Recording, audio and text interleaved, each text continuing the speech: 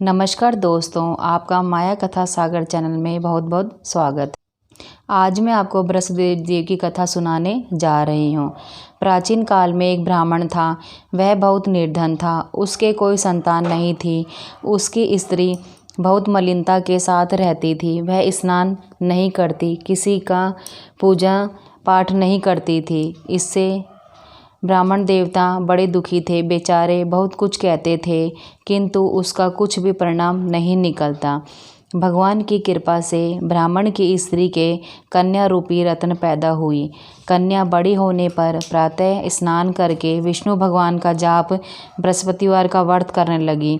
अपने पूजन पाठ को समाप्त करके स्कूल को जाती तो अपनी मुट्ठी में जौ भर के ले जाती और पाठशाला के मार्ग में डालती जाती थी।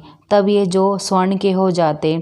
लौटते समय उनको बीनकर घर को ले आती थी। एक दिन वह बालिका सूप में से उस सोने के जौ को फटक फटक कर साफ कर रही थी कि उसके पिता ने देख लिया और कहा, हे बेटी, सोने के जौ के लिए सोने का सूप होना चाहिए। दूसरे दिन बृहस्पतिवार था। इस कन्या ने व्रत रखा और बृहस्पति देव से प्रार्थना करके कहा, मैंने आपकी पूजा सच्चे मन से की हो तो मेरे लिए सोने का सूप दे दो।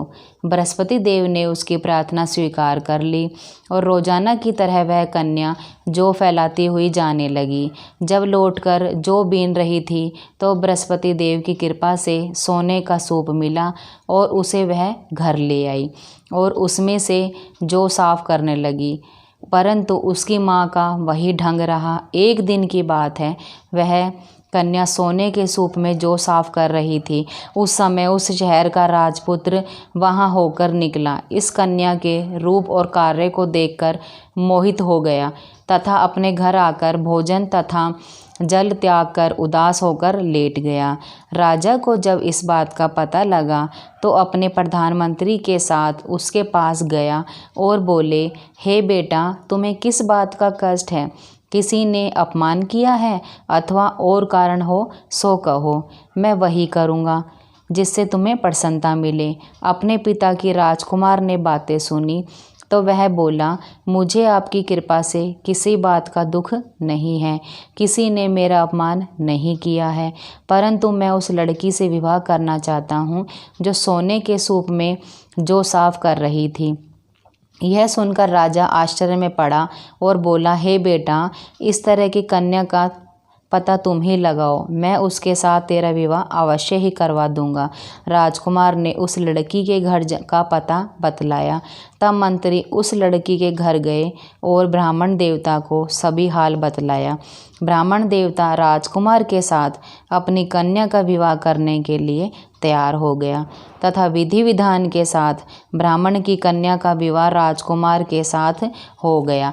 कन्या के घर से जाते ही पहले की भांति उस ब्राह्मण देवता के घर में गरीबी का निवास हो गया। अब भोजन के लिए भी अन्न बड़ी मुश्किल से मिलता था। एक दिन दुखी होकर ब्राह्मण देवता अपनी पुत्री के पास गए। बेटी ने पिता की दुखी अवस्था को देखकर देखा और अपनी माँ का हाल पूछा। तब ब्राह्मण ने सभी हाल कहा। कन्या ने बहुत सा धन देकर अपने पिता को विदा कर दिया। इस तरह ब्राह्मण का कुछ समय सुखपूर्वक व्यतीत हो गया।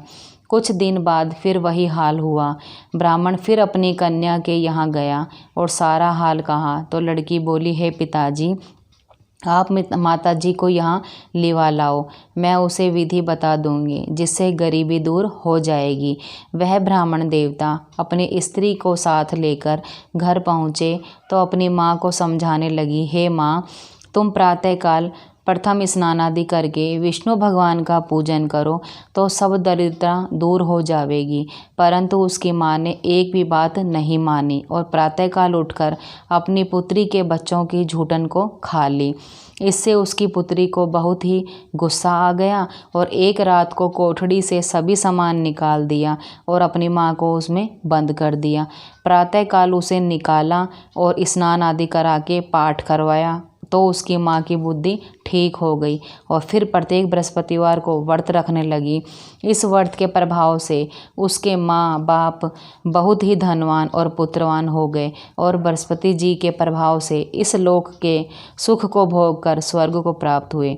बोलो बृहस्पति देव जी की जय, विष्णु भगवान की जय।